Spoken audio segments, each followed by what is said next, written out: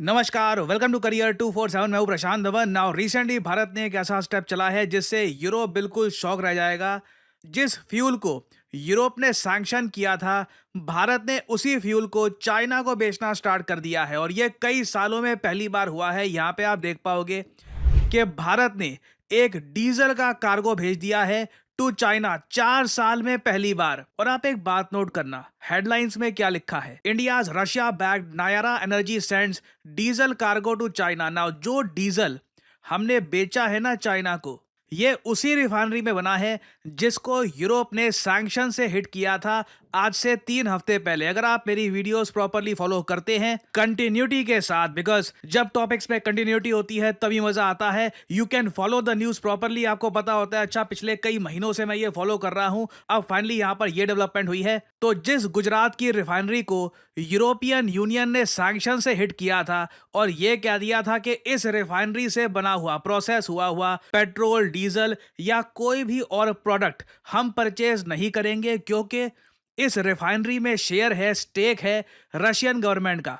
Europe का ये कहना था कि जो ये नायरा एनर्जी की ऑयल रिफाइनरी है गुजरात में, यहां पर 49.13% स्टेक होल्ड करती है रशिया की रोसनेफ्ट। मेजॉरिटी स्टेक भी नहीं है, माइनॉरिटी स्टेक है। मगर तब भी यूरोपियन यूनियन ने कहा कि नहीं, हम यहां पर इस ऑयल रिफाइनरी से कुछ भी परचेज नहीं करेंगे। ये ऑब्वियसली भारत के जो ऑयल एक्सपोर्ट्स हैं इनको डैमेज पहुंचाने का प्रयास था। मगर क्लियरली धीरे धीरे हम देख रहे हैं रशिया, चाइना, इंडिया में इतनी अंडरस्टैंडिंग आ गई है कि यूरोप और यूएसए के दबाव में तीनों देश एक दूसरे को अब सपोर्ट करना शुरू कर चुके हैं। क्योंकि ना सिर्फ भारत ने कई सालों बाद चाइना को डीजल बेचना स्टार्ट कर दिया है उसी रिफाइनरी से जिससे अब यूरोप कहता है कि हम परचेज नहीं करते। चाइना ऑलमोस्ट यहां पर ऐसे सामने आया है कि अच्छा ठीक है, यूरोप परचेज नहीं कर रहा ना, हम परचेज कर रहे हैं। हम यूरोप को ये जीत हासिल नहीं करने देना चाहेंगे कि इन्होंने जो एक ऑयल रिफाइनरी है इंडिया की, इसका कस्टमर छीन लिया है। भारत के पास ऑप्शन इतनी है कि कल को अगर यूरोप इस रिफाइनरी के प्रोडक्ट्स नहीं परचेज करता, चाइना परचेज कर लेगा। और दूसरी तरफ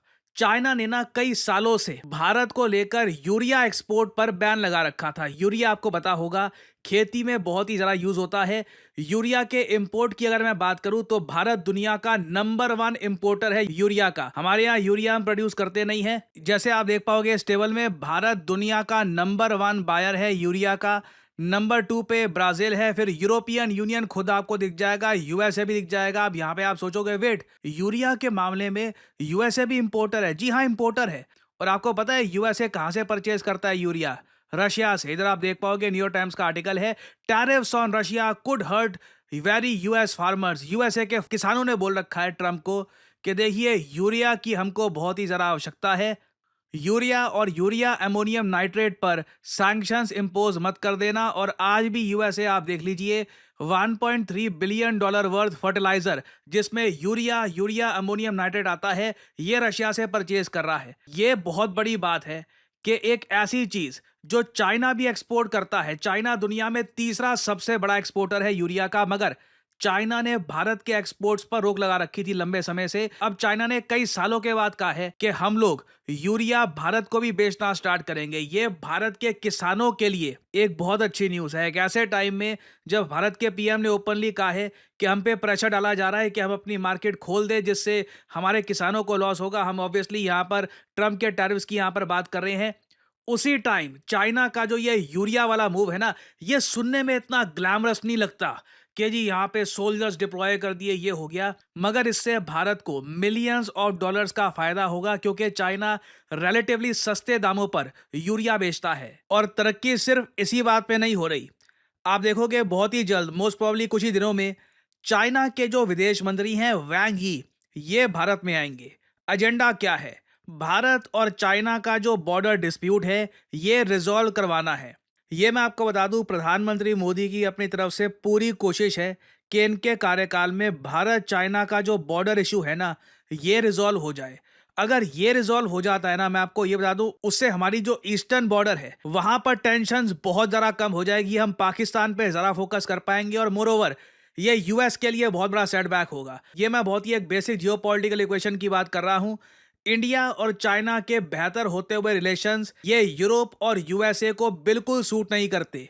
और मेरे हिसाब से जिस तरीके से डोनाल्ड ट्रंप एक एंटी इंडिया एजेंडा के हिसाब से आगे चल रहे हैं ना, इंडिया के पास एक बहुत अच्छा मौका है यूएस को एक प्रॉपर मैसेज भेजने का कि देखिए चाइना के साथ हम अपना बॉर्डर इशू रिजॉल्व कर सकते हैं। और अब दोनों कंट्रीज ट्रेड भी धीरे धीरे ओपन कर रहे हैं। यूरिया परचेज किया जा रहा है, डीजल एक्सपोर्ट किया जा रहा है, वही डीजल जो यूरोप परचेज करने को राजी नहीं है। और जैसे मैं आपको प्रीवियस वीडियो में बता चुका हूं, अब India to China direct flights भी शुरू हो चुकी हैं। और इस सब के पीछे मैं साफ साफ देख पा रहा हूं रशिया का एक बड़ा रोल है।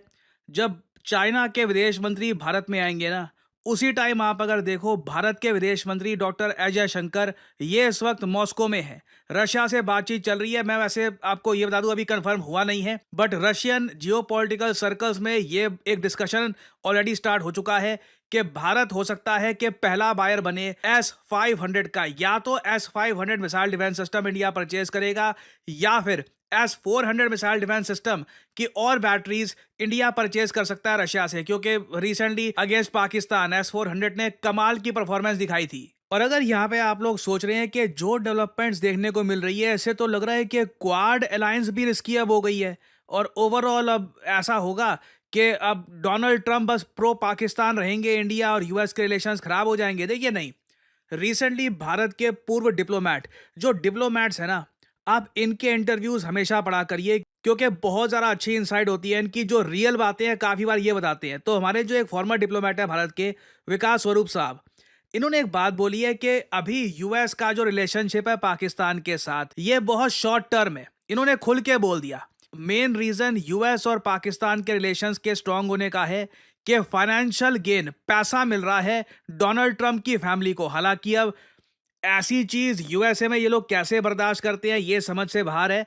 मतलब आप खुद सोच कर देखिए, एक तरफ डोनाल्ड ट्रंप प्रेसिडेंट हैं, इनकी कंपनी भारत में बिल्डिंग्स बना रही है, पाकिस्तान की सरकार से जो पैसा इन्वेस्ट होता है इससे ट्रंप फैमिली के जेब में पैसा डलता है। ये कैसे अमेरिकन ये लोग ये बर्दाश्त करते हैं। इंडिया में तो ऑब्वियसली ऐसे इसका 1% भी हो रहा होता, अब तक होला मच चुका होता। खैर, ये भारत के फॉर्मर डिप्लोमेट ने कहा है, एक तो पाकिस्तान की सरकार, ट्रंप का जो परिवार है, सीधा उसकी जेब में पैसा डाल रही है क्रिप्टो इन्वेस्टमेंट से। दूसरी बात, जो विटकॉफ है, जो डोनाल्ड ट्रंप के स्पेशल एक ऑनवॉय है, उनके फैमिली की जो जेब है वहां पर ही पैसा डाला जा रहा है। क्रिप्टो करेंसी एसेट जो है पाकिस्तान में, उससे यूएस फायदा उठा रहा है सीधा सीधा। एक तो पर्सनल लेवल पर फायदा मिल रहा है, दूसरा एक एंगल ऑब्वियसली यहाँ पर एक ये भी आता है, इन्होंने मेंशन तो नहीं किया, बट एक जो इम्पेंडिंग ईरान और इजराइल वॉर है जिसमें पाकिस्तान का यूज करेगा यूएसए, उस वजह से भी अचानक से पाकिस्तान को इंपॉर्टेंस बहुत ज्यादा दी जा रही है। और साथ ही साथ ट्रंप ये भी जानते हैं कि इंडिया को अगर प्रॉपर जवाब देना है, इंडिया को